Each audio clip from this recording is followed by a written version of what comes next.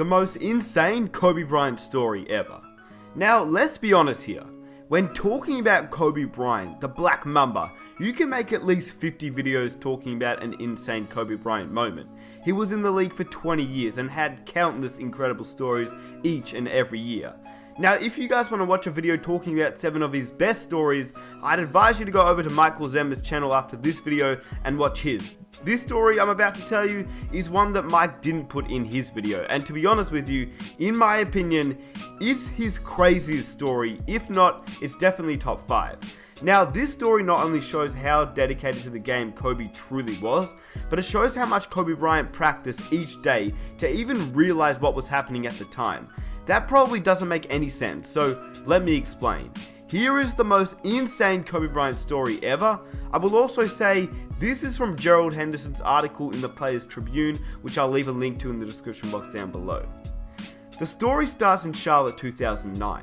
At this point, Kobe Bryant was at the peak of his powers and hitting clutch shot after clutch shot. It was the year he won his 4th NBA championship and was playing really well.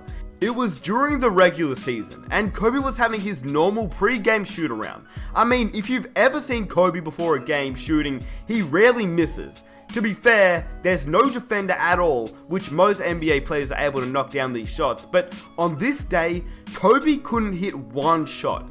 I mean, maybe he was just not feeling it this day. It happens. Players can sometimes just feel a little tired on back-to-backs, injuries can take over, but usually it's fatigue after a back-to-back game and things of that nature.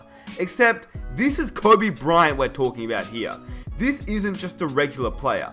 Kobe was missing wide open shots after wide open shots with no defenders around him. So obviously something seemed a little bit odd. Kobe Bryant missing wide open shots, no defenders around him, that seems really fishy. So Kobe Bryant proceeds to walk to the middle of the court, looks directly at the rim, turns around and says, "There's something wrong with the rim."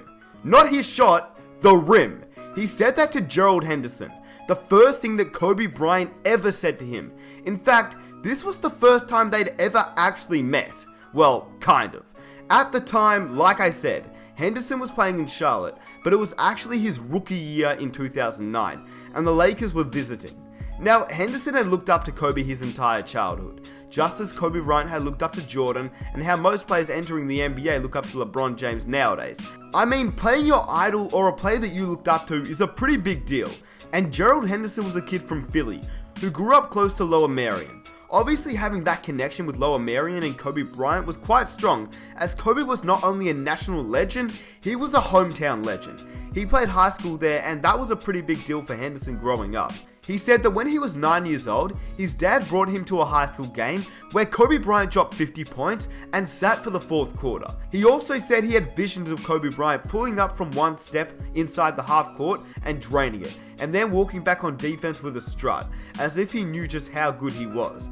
He did. Lower Merion was a small gym, standing room only. Everyone was there to see him.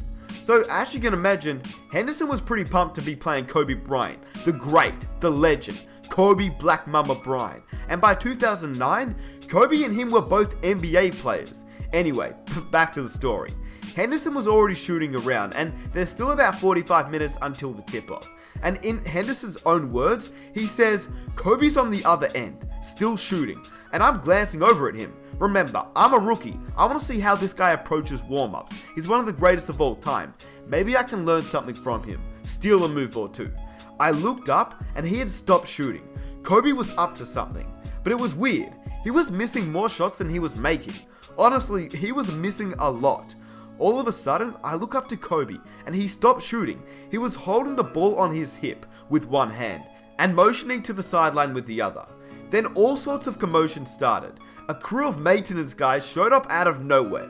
It looked like a hockey line maintenance guys rushing on and off the court.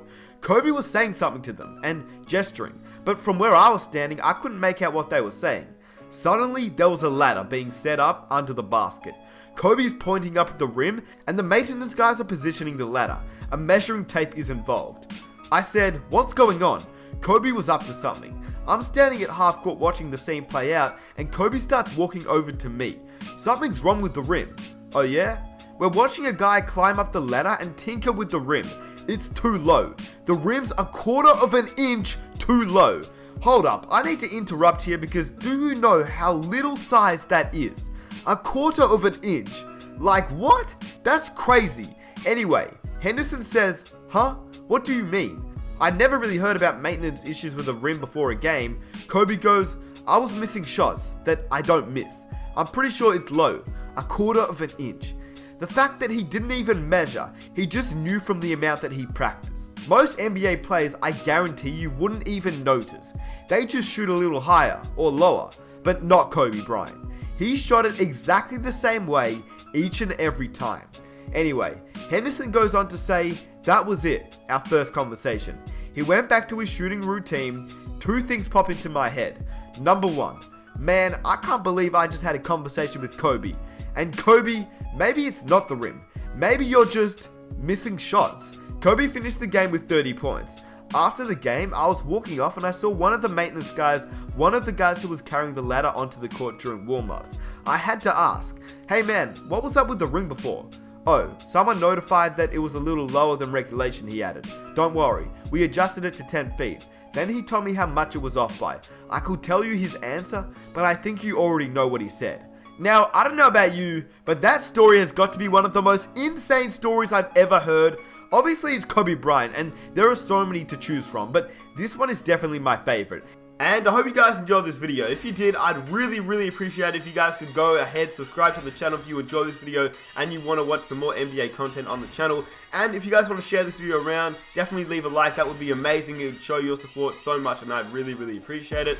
But there's a few things I want to say. The number one thing is just if you guys haven't followed my new Instagram account, we're doing an NBA 2K18 giveaway on there, so be sure to definitely follow that account. Links are in the description box down below. New merchandise is up on the store, so if you want to get some Nick Smith merch, definitely rep your boy. And I'll catch you guys in my next video. Thanks for watching. Peace.